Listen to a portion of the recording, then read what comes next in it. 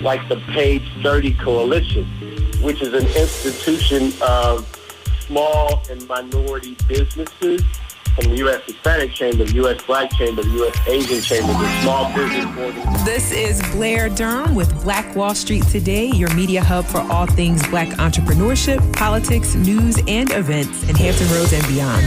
When I say black, y'all say Wall Street. Black Wall Street. Black Wall Street. When I say black, y'all say Wall Street. Black. Welcome to this 84th edition of Black Wall Street Today with Blair Durham. This show is sponsored by the COO team, helping your organization pivot, as well as Milestone Mental Health Agency for all your emotional telehealth needs, and Apex Financial Group of Virginia. Today, we are continuing in our COVID-19 business resource series. While many millions of dollars have been siphoned from COVID resources by way of fraud, a number of legitimate business owners are no doubt dealing with hardships and struggling to access resources. Joining us first is Ron Busby. He is the president of the U.S. Black Chambers Incorporated. Their mission is to provide committed, visionary leadership and advocacy in the realization of economic empowerment. Through the creation of resources and initiatives, USBC supports African American chambers of commerce and business organizations in their work of developing and growing Black enterprises. As president and CEO of the U.S. Black Chambers, Inc., Ron Busby Sr. possesses a wealth of business management skills and a strong commitment to serve Black business owners. Mr. Busby is a former successful business owner himself and has been recognized as one of the nation's best CEOs. Ron Busby grew his first company, USA Super Clean, from $150,000 in annualized revenue to over $15 million in only 10 years. Early on in his career, USA Super Clean was recognized as the largest Black-owned janitorial firm in the country. Mr. Busby has also started and grew two other janitorial firms, both resulting in over $4 million in annualized revenue. Having a successful track record as an entrepreneur paved the way to establishing Ron Busby as an influencer in the Black business community. Trained by some of the country's leading corporate executives, Ron developed his skills at some of the nation's largest corporations, including Exxon, Xerox, IBM, and Coca-Cola USA. While in corporate America, he was recognized as National Salesperson of the Year. Mr. Busby's leadership and philanthropic efforts to support Black-owned businesses has led him to be recognized as Advocate of the Year by the Minority Business Development Agency, as well as named Man of the Year by Kappa Alpha Psi Fraternity Incorporated. Currently, Ron serves on the board of Bowie State University Foundation, the Bayou Classic Committee, Pfizer Small Business Council, National Newspapers Publishers Association Foundation Board of Directors, Essence Festival Entrepreneurial Advisory Committee, FCC Broadcast Diversity and Development Committee, Businesses for Responsible Tax Reform, Small Business Administration's Council on Underserved Communities, and he is a founding member of Black Wealth 2020. A native of Oakland, California, and a graduate with honors from both Florida A&M and Clark Atlanta University, Ron Busby has dedicated himself to the empowerment of the Black business community. He's a member of Kappa Alpha Psi Fraternity, a father of two sons, and currently resides in Washington, D.C. Ron, welcome. How are you? I am well, and it's so an honor to be back on your show. It's always great to talk to your listeners about something that's near and dear to both of our hearts, which is a Black economic agenda. For sure. Thank you so much for being here. So, of course, COVID is the conversation, right? So I want to get straight into talking. What resources, if any, is the U.S. Black Chambers, Inc. providing to help business owners pivot during times? Great question, and again, if you go to our website, usblackchambers.org, www.usblackchambers.org, you will see that we have a resource guide there, and it will really talk you through all of the things that you need to know, the frequently asked questions, along with 3 times a week we will send out emails about the latest issues pertaining COVID-19 policy updates.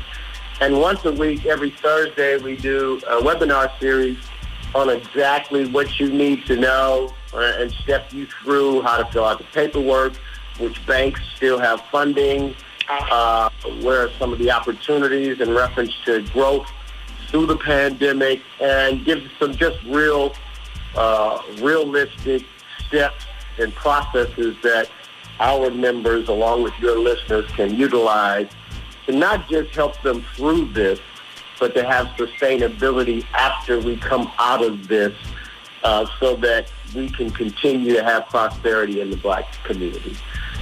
Fantastic. So that's usblackchambers.org. You said there's a resource guide there, and we can get information about the webinar series and certainly sign up to receive your emails and things like that right there on the website. Yes, right there on the website. Perfect. Blackchambers.org. Fantastic. I just want to tell people that in reference to this whole conversation about the payroll protection plan, let's start there. Yeah.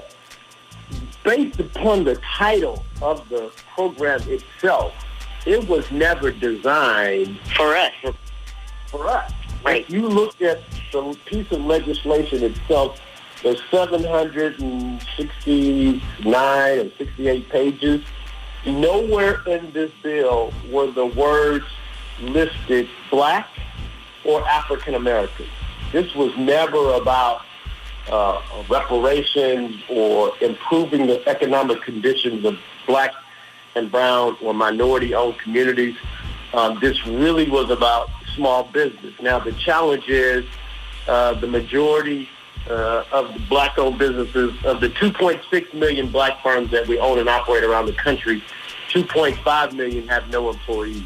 Exactly. So this program was really only prepared for roughly 114,000 Black-owned businesses to be able to participate in.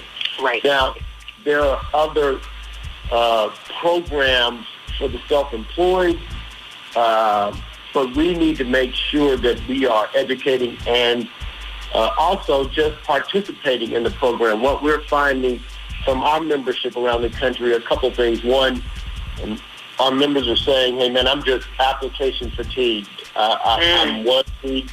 I've gone through the process the last couple of weeks, and I'm not getting any love. I'm not getting any help. I'm still confused, and so forget it. I'll just keep operating. And that's, again, in the industries that we are in, 40% of all Black business revenue comes from just 5 industries.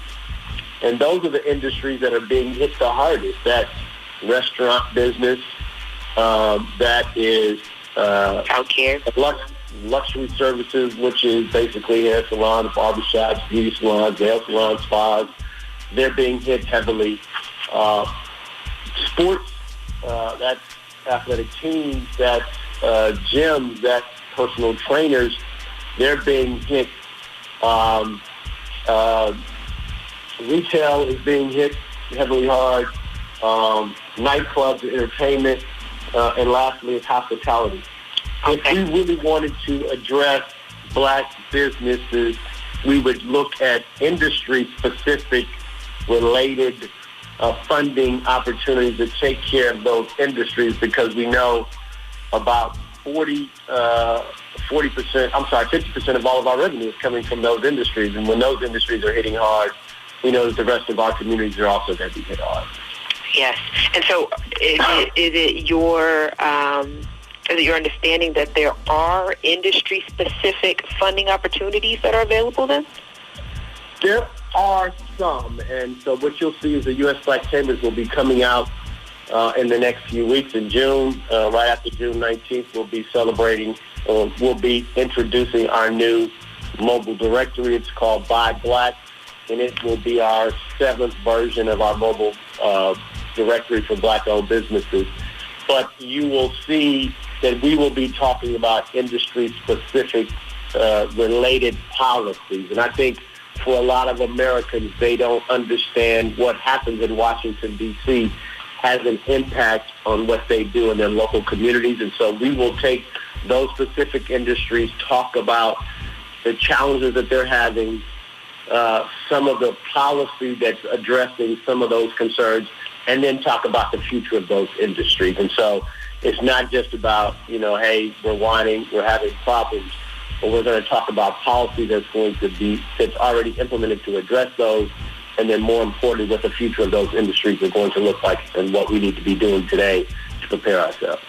Awesome. And if you just tuned in, this is Blair Durham with Black Wall Street Today, having a conversation now with Ron Busby Sr., the president and CEO of U.S. Black Chambers Incorporated. Of course, we're talking about COVID-19, its impact on our businesses. We're talking about the industries where we're represented and what the U.S. Black Chambers is doing to address those needs.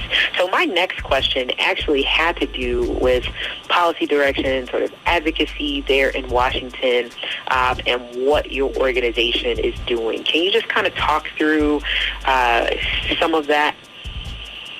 Sure. I think for what happens here in Washington, D.C., first off, again, you didn't see the words black or brown or minority listed in the legislation. It was about a small business policy. So now we understood that. We understood that if we were going to take care of folks that were employed, we had to take care of those companies that they work for.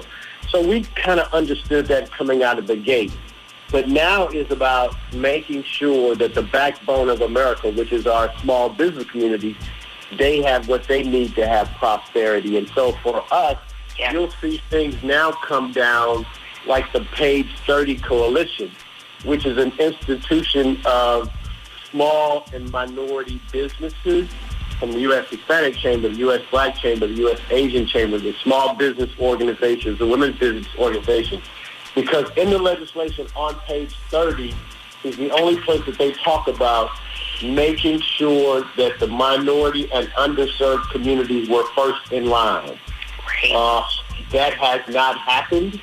So for us, it's about holding this administration, Treasury, SBA, banks, and everyone else accountable for what was already written. Sure. What we don't want to happen, and what I am advocating against, is in this next possible round of funding, that the rules change.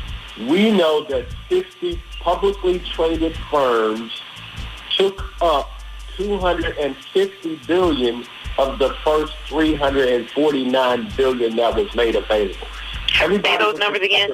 50 publicly traded firms took up how much of the first? $250 billion of the first $349 billion. Yeah. So 50 companies took up the majority of all of the money that was set aside that taxpayers put up to take care of the country, and you had 50 firms be able to take up the majority of that money. Now, what was really the problem with that is that there was no accountability. Right. We did not ask them what they were going to do with the money. Right. If their firm needed the money.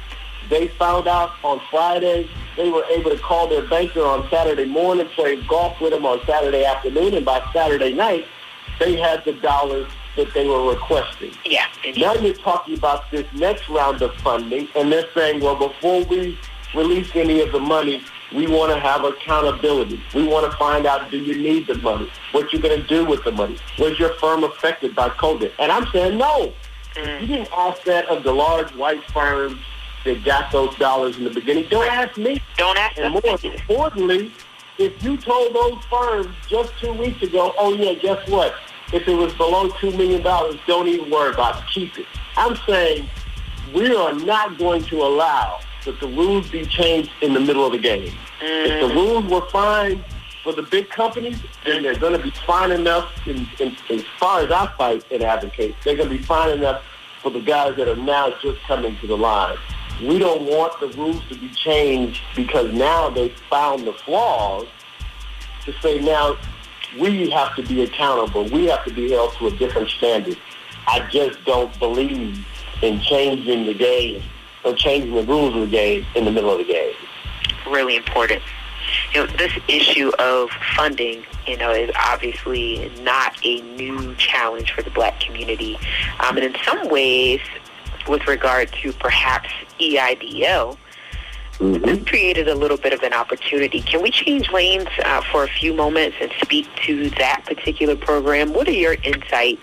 I've been getting word from many of our members now on a daily basis that they have received communications from the SBA letting them know, what they qualify for in terms of the EIDL, very low interest loans. And, this is access to capital that they may not have had before. What are your insights? I say that this is going to be one of the, if not the largest dispersion of wealth that we have seen in our lifetime. Yeah, right? Sure. I also say that we know that 35 to 40% of all black firms are going to go out of business between now and the end of the year based upon COVID-19. So I say, although that is a terrible fact, it is also a wonderful opportunity. Yeah. Because those firms that are going out of business had a few things. They had clients, they had customers, they had revenue, sure. They had vendors, they had employees. And so I tell our firms, let's take advantage of the tragedy and let's make an opportunity out of it. So let's find those firms that were maybe in a similar industry that we were in, or for those of us that have jobs that are saying, you know what, I think I might want to go into business for myself. There are going to be opportunities out here for our firms to do a couple of things. Buy those firms, merge with those firms, do joint ventures, partnerships. So on that opportunity, it's there. And then as you discussed, there's actual access to capital. There's access to loans. And what I don't want our members and your listeners to fall into the conversation of, hey, I want a quick fix. I'm going to go to a fintech company, get a quick check, and hopefully make it through. No, I want the folks that are listening on this call to make long-term decisions. And it starts with access to banking relationships. Indeed, yes. It ain't about getting a check. It's about creating a future. And with that in mind, the first thing, if you ask any small business owner what their number one concern is, they will say access to capital. If you ask a black business owner, their number one, number two, and number three concern is access to capital. Yeah. This is an opportunity where capital is available, but you got to be smart about it. A couple of things on the payroll protection plan. Make sure that you understand what you're using those dollars for. If it's not for payroll, guys, they're putting a lot of money aside to give to the Internal Revenue Service to make sure that they're going to hold us to a different standard than they held those 50 firms. And so if you're not using it for payroll, and that's what it's designed for, please be very, very careful, because there is going to be some pushback on that. But in reference to the EIDL loan, it is exactly that, a very low interest rate loan. And you can spread that out over 30 years. 30 years. So for those folks that are saying to themselves, well, I need access to capital, this is a great opportunity to go and apply for those dollars that are made available. And the second thing, go make yourself a friend at your bank. Not your bank teller, not the person that you see when you go establish a banking relationship. The average black family has less than $400 set aside for an emergency. The average black business has less than 1 month of revenue set aside for a tragedy. This is not going to be the last pandemic. You could get your computer hacked today, and if you're a black firm, there's 90% chances that you're going to go out of business. Wow. Again, just because we were hacked. So let's not even talk about a cybersecurity war. We're just talking about, hey, man, somebody got in, got my password, and hacked my computer. You're out of business. We need to start thinking proactively about our business, what could happen, and more importantly, what the future of that business is and can look like. Really sound advice. We've got about a minute remaining.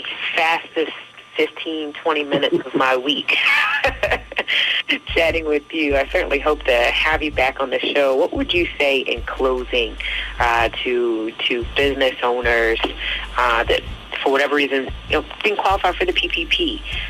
What would you say just in closing? I think you may have just said it. Maybe you just want to direct us to your website again. Yeah, you can find out information at www.usblackchambers with an S, CHAMBERS.org. I'll say this. I know we're getting ready to go into an election season, and I know we're a nonpartisan, so I don't care if you're blue, red, we're about black. I will say that over the last 4 years now, we've heard a lot about making America great again. Mm-hmm. And I, like many of your listeners, say the same thing. I want America to be great as well. But in order for there to be a great America, there must be a great black America. Mm-hmm. And in order for there to be a great black America, we must have great black businesses. And the only way we're going to have great black businesses is I need your listeners to support those black businesses. Mm. We cannot look to the outside world to manage our internal communities. We have to support one another. And I would love for those listeners that are on the call to also support the U.S. Black Chambers, and you can do that by going to our website and becoming members. Well, thank you so much, Ron Busby. It has indeed been a privilege and a pleasure speaking with you. Thank you for the insights, and I'll look forward to talking with you again soon, okay? As always, it's a pleasure of mine to be on the call. Good luck to you, to your listeners, and continued success. Thank you. We'll be back in just a moment with #Money Talk. Excellence is being able to perform at a high level for a long period of time. The next level success is just a step away. Stay tuned. Black Wall Street Today will be right back after a word from our underwriting sponsors. When the conversation is good and the friends are even better, you'll find a wine that brings it all together. Shoe Crazy Wine. Remember that name. Shoe Crazy Wine. Available at Costco, Kroger, and these other fine retailers. We know you love jazz music, so let's try some jazz music with a little R&B flavor. Baby, baby, I'm falling in love. You got me falling in love again. You make me What about some jazz music with a little trap flavor?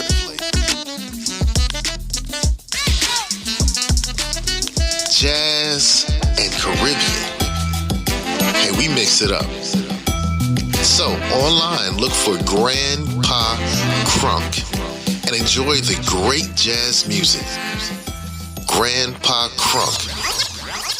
Jazz music. Peace. I'm your brother Crunk. I have a new podcast called Snatched. Sorry.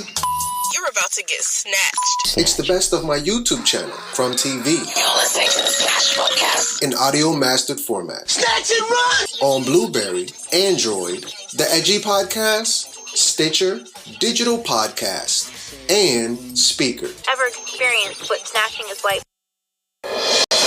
And now, more Black Wall Street Today with Blair Durham on Smooth 88.1 WHOV. Welcome back. It's the 84th edition of Black Wall Street Today with Blair Durham, and it's time for #Money Talk, sponsored by Apex Financial Group of Virginia. Joining us are Mr. Anthony Epps and Mr. Michael Gray. Gentlemen, how are you? Great. Good.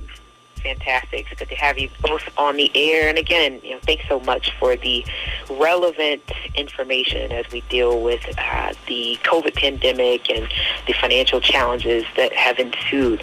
What will we be sharing on today?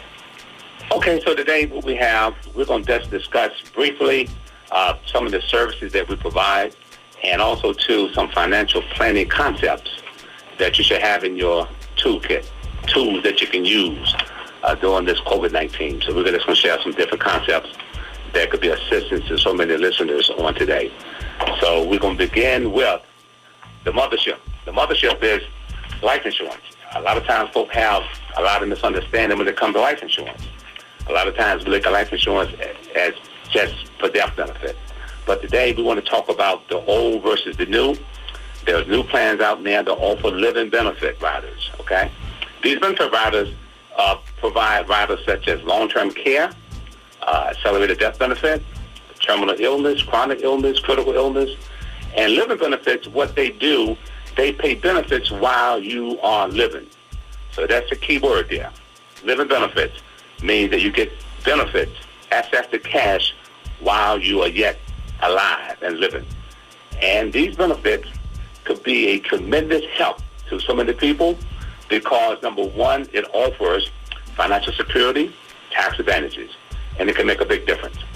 And also, too, we like to provide a annual review. We call it a comprehensive annual review service that we provide to all our clients, and we'll offer that to anybody today that would like to have their insurance policies updated, reviewed.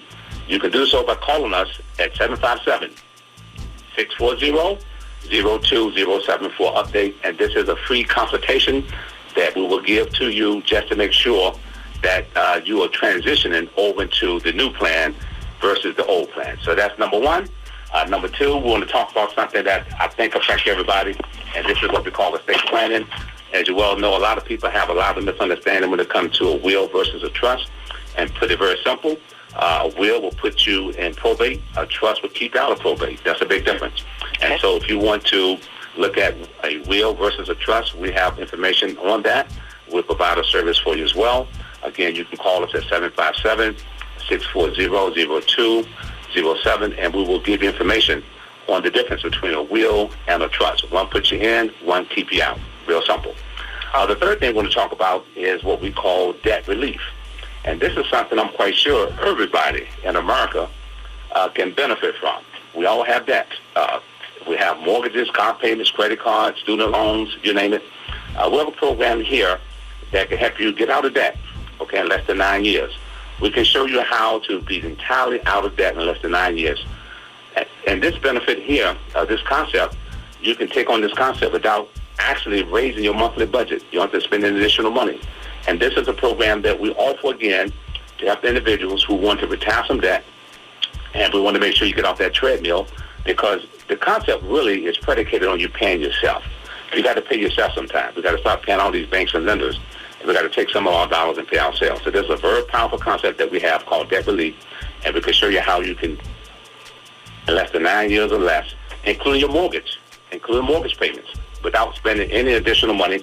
And this is a program we strongly recommend. And again, you can have this service by just calling us today at 757-640-0207. And again, that is a free program.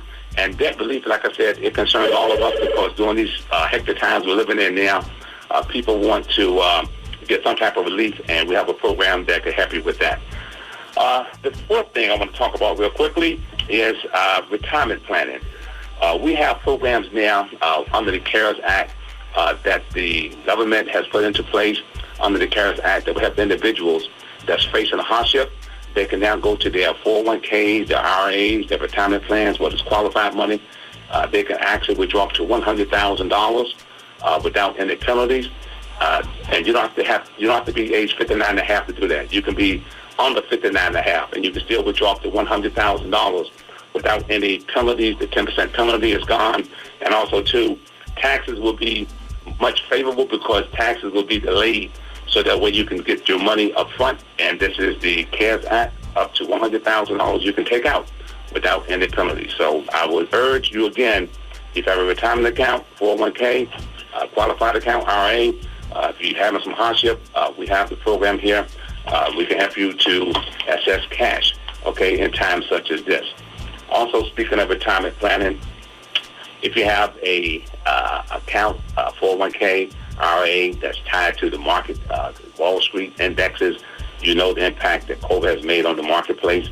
The market has been in a downward trend. The market is very volatile now. People have lost a lot of value. So under this CARES Act, again, you can actually transfer from a high volatile environment to something that's much safer. So we can actually help you with that. We can transfer money from, let's say, like account tied to the index, Wall Street, and we can help you get into something that's much safer so that way you can have a good night's sleep. So, again, if you want that service, you can contact us here at 757-640-0207. 6207. Now, moving on. So a lot of people are having questions now because one of the biggest retirement vehicles that we use or utilize is Social Security. We have programs here that help you to maximize and update your Social Security. A lot of people ask the questions of, should I take it early at 62 or should I take it at full retirement age at 66?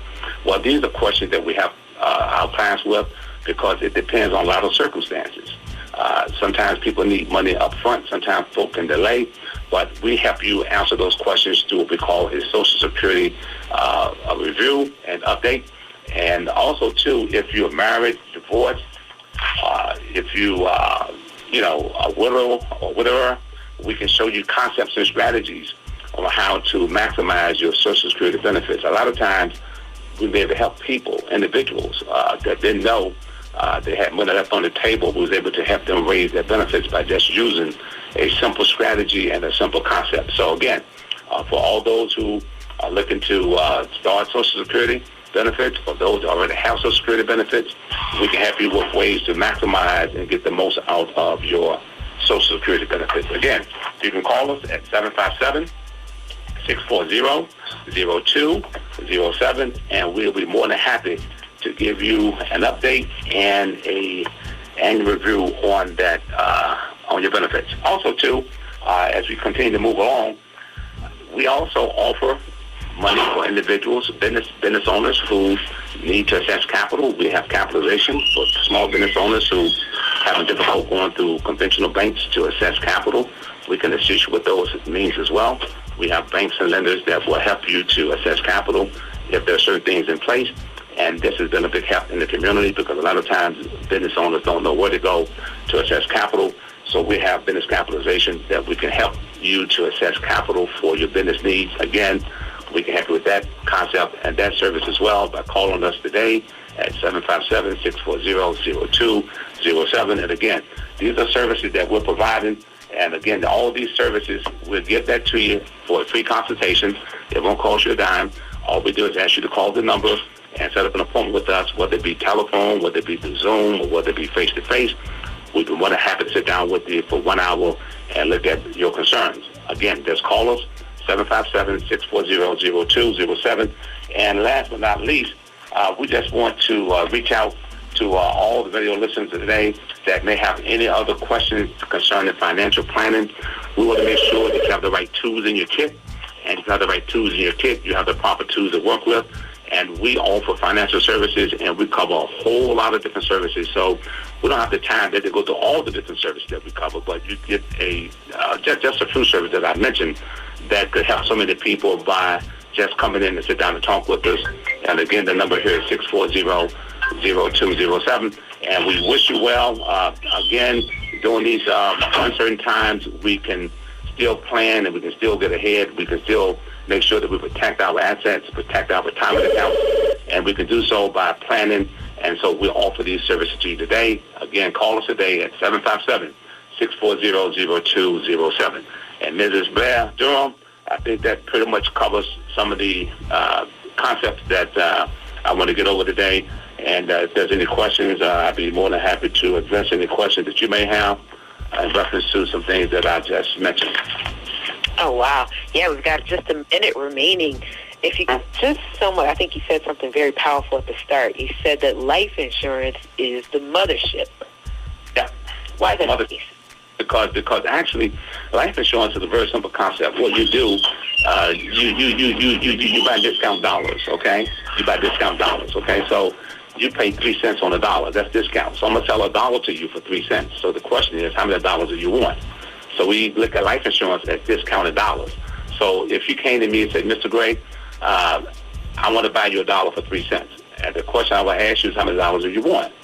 See, so you get a dollar for 3 cents or 5 cents.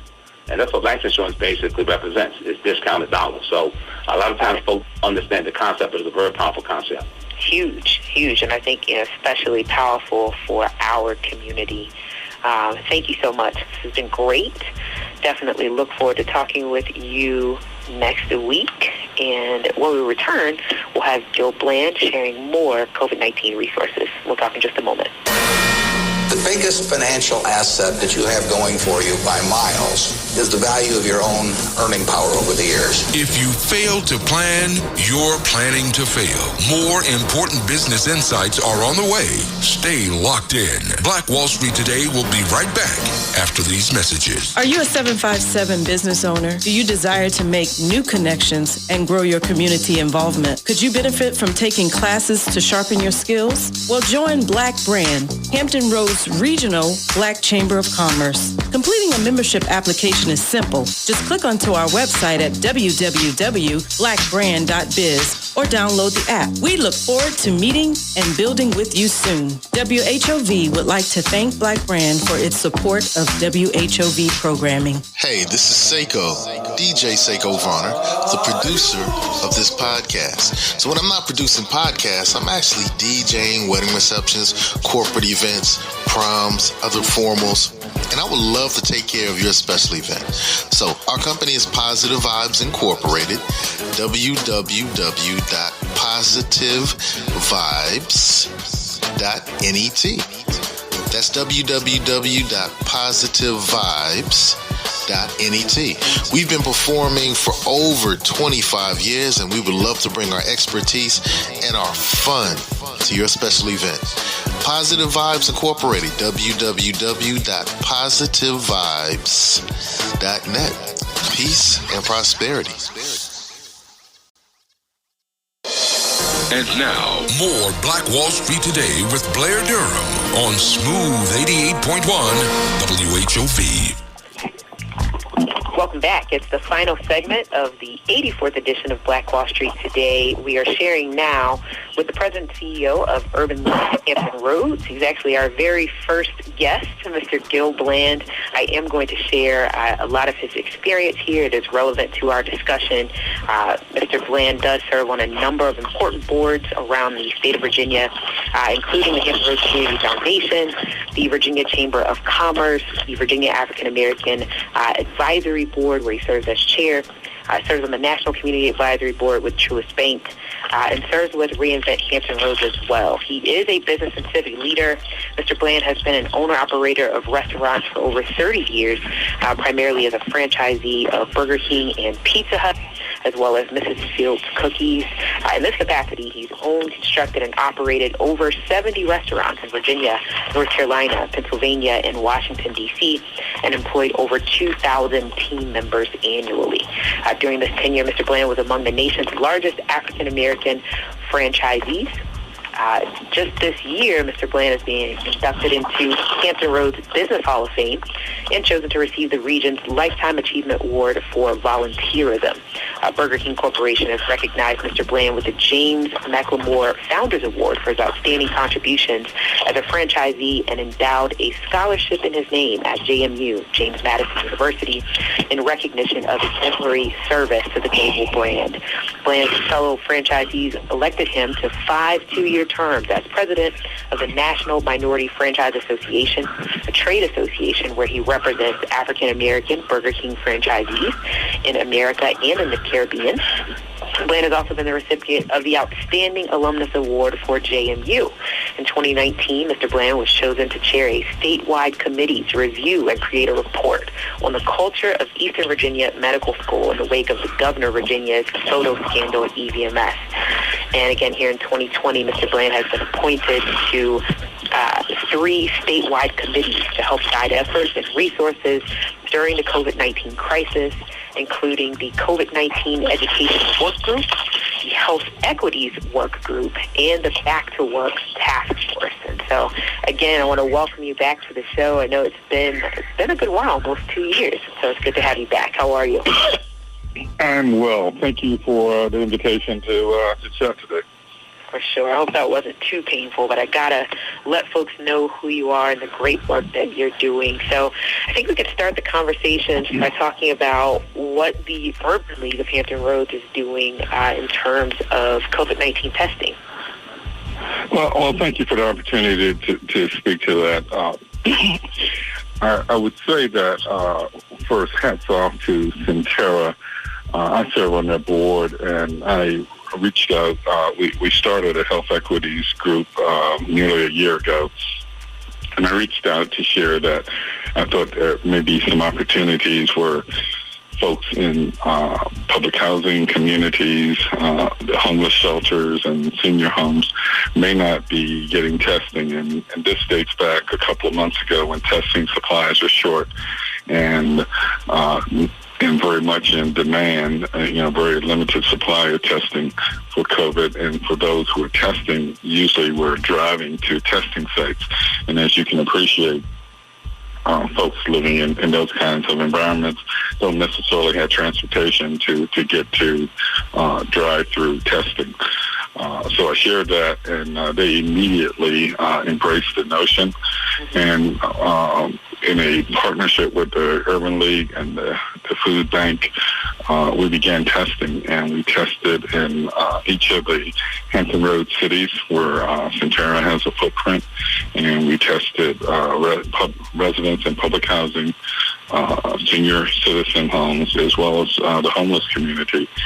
We did it in an unidentified vehicle, so it wouldn't draw too much attention, in part because supplies were limited.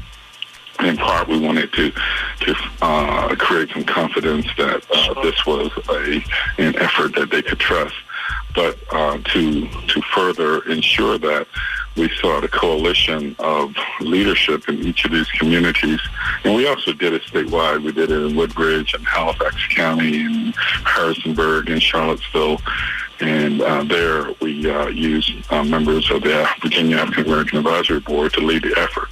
And the effort was to create a coalition of municipal leaders, those in the housing departments, and then community leaders. And specifically, we sought out faith-based pastors, that community, because we wanted to ensure that residents could have some comfort that the testing was safe.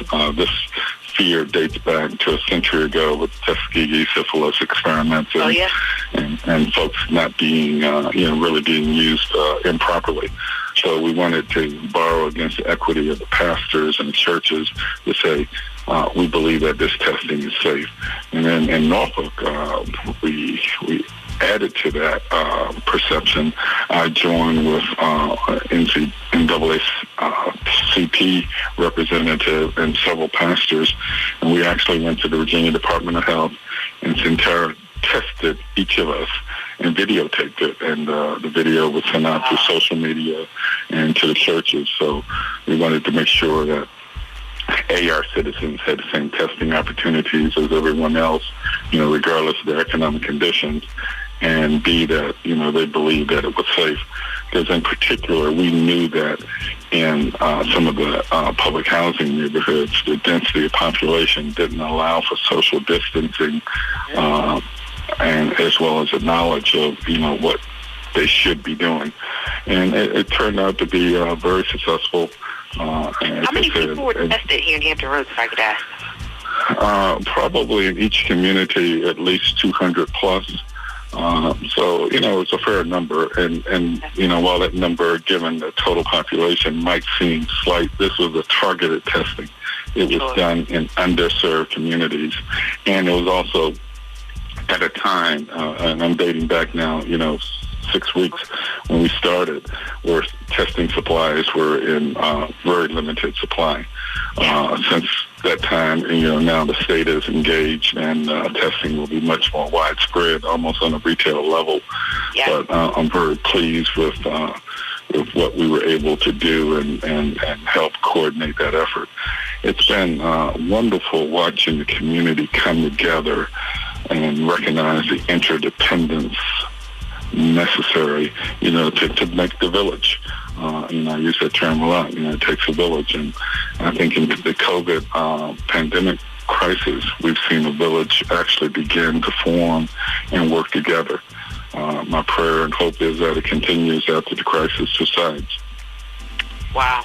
Yeah, I'd like to hear, what will be your ongoing effort in terms of the Urban League and this issue? I know that there is some fear concerning, fall and winter seasons that are ahead, and obviously there's not a vaccine yet on the market.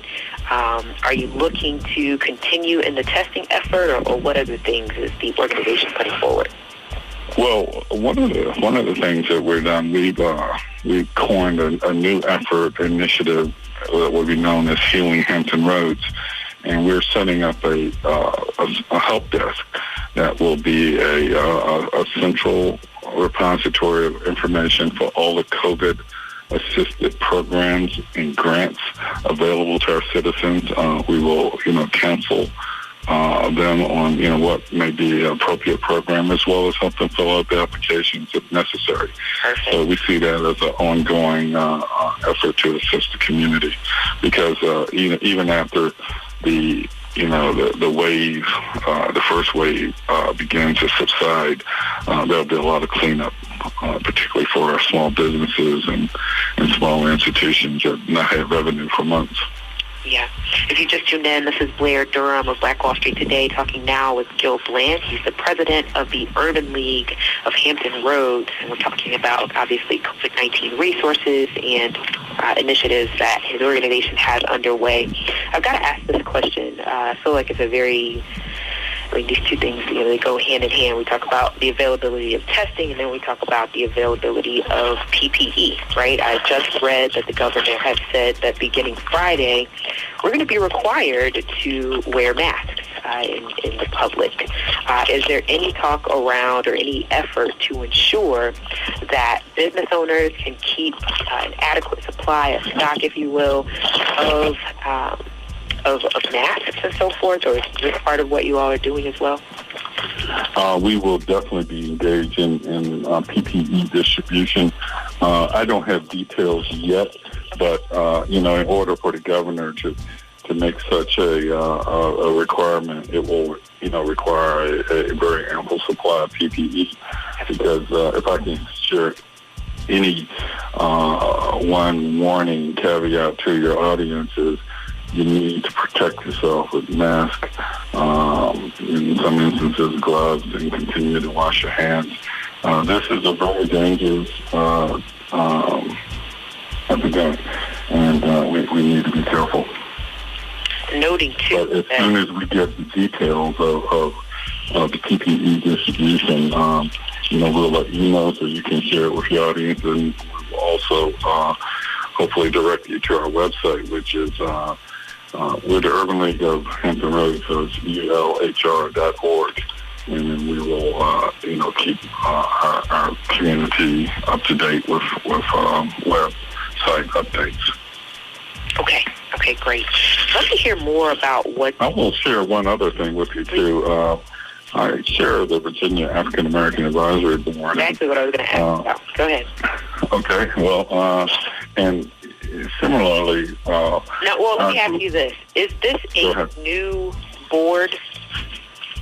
It is integrated. It was inaugurated on October. It is a statewide board that is appointed by the governor, and the goal of the board is to be a voice between the governor and the African American community. Our goal, our job, our responsibility is to share with the governor the needs and wants of our community. And with the say in this regard, we're a member of the Virginia African American Advisory Board trying to address these testing initiatives. Mr. Bland, let me interrupt you just very quickly. Yes. Your audio has changed pretty significantly. Obviously, this is COVID time, so we're relying upon, those telephones and such to, help me out. Okay, is this any better? Yes, it is. Okay, we could barely hear you for a moment there. So if you start again about the advisory committee, that'd be great. Yeah, the Virginia African American Advisory Board was, the board was approved in the prior year, 2019 General Assembly session. We had our first convening in October of 2019. We are 17, 18 members appointed statewide by the governor. And our goal is to be the voice and conduit between the African American residents and the governor. Similarly, there is a Virginia Latino Advisory Board as well as a Virginia Asian Advisory Board. Got it. So we all work in concert to bubble up ideas and needs from our community. Yeah. We were hopeful because we will prepare a report in September to the governor of initiatives that we think should be explored through legislation or executive order in the next legislative session. We were hopeful to make our rounds around the state to get feedback and input. Unfortunately, COVID has kind of squashed that. And what we will be doing very shortly is sending out surveys to African American residents statewide with hopes that they will, be able to give us more insight into the needs of their respective communities. Awesome. We appreciate the effort. Okay. And then two, let's see, we talked about now the VAACC or VAAAC. Let's talk a little bit about the COVID-19 education work group. I know that's another significant concern, with school being closed and just ensuring that, of course, we've ensured that our students have access to meals. How are we ensuring that education can continue? Well, that workforce group is made up of folks from the higher ed community, college presidents, and representatives, as well as in secondary school, as well as early education. And the goal is to discuss broadly, the kinds of things needed to reopen and the kinds of things needed to ensure that our students are safe and continue to get a good education. Yeah. Each college, will make their own decision in terms of what they do. So there's no governance in this committee. It's just a advisory work group to try to assess and trade information on best practices. But each school will make their own decisions. It's in addition, though, Blair, to it being an issue of providing a great education and students getting their money's worth with being properly educated. It's also an economic issue for anyone who's ever done business in a college town. I have over the past few decades throughout Virginia. The colleges are the main engine of commerce in many communities in Charlottesville, Harrisonburg, and Blacksburg, where you went to college. Sure. Yeah. If there's no Virginia Tech in operation, small businesses don't function. Hotels don't have guests. So it's a major economic impact, and frankly, it's a major cultural impact. The citizens of those towns depend on a vibrant college activity. And then, you have the sports angle that brings in a number of, not only community and alumni pride, but economic activity. So there are a number of issues and reasons why everyone is supporting reopening the colleges, but, doing it in a safe manner, in a manner where kids can be educated and live together in a safe and productive manner. Very difficult questions, easy to talk about, easy to summarize, but, the execution is where the details become very important. Yeah.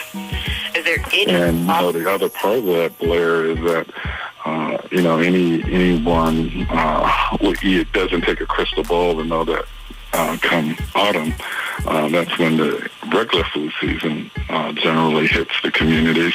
So the combination of a regular flu with the possibility that COVID-19 might still be lingering or even hit another phase, it really becomes challenging. Yeah. I'm especially concerned about public schools. Obviously, for the reasons that you shared, I have concern for higher education, but I'm concerned about our babies, as it were. We only have a minute remaining, though, so that's... And think of the ancillary issues with that. I mean, childcare. Yeah. For parents who need to stay home from work to take care of their children, or meals at schools. There's just a variety of issues. Yeah, it's crazy. Well, I hope to remain in contact as this issue progresses, with all of the boards that you're serving on and a lot of the initiatives that you have. I thank you for being a resource in our community, and let's schedule some time to talk perhaps at the end of June about some of the progress that you're making. We'll be happy to, and again, I encourage your listeners to follow us on ulhr.org as well as baaab.virginia.gov, and we will do our best to share as much information to the African American communities as we can. Perfect. Thank you, sir. And thank you all for tuning into Black Wall Street today. This show is sponsored again by Milestone Mental Health Agency, Apex Financial Group of Virginia, and the COO team. To our guest, President of the U.S. Black Chamber, Mr. Ron Busby, and to Mr. Gilbert Blan, I want to say thank you again. We are building minds, we're building connections, we're forging the path ahead toward business success in the Black community. We look forward to talking next week. And you might surprise yourself by what you can accomplish. Phenomenal. Stay with us online at Black Wall Street Today on Facebook and Black Wall Street Today on Instagram, and then follow us on Twitter as well at BWST Today. We look forward to talking again next week. Have a wonderful week. I have said, and I will continue to say, that the most important priority for the Black community is the Black community, not a particular political party.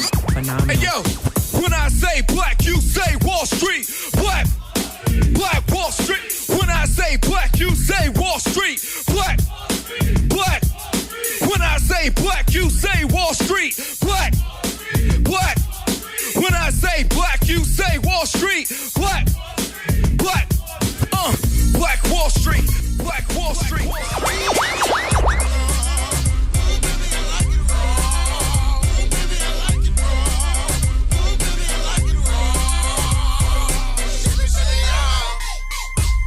Phenomenal.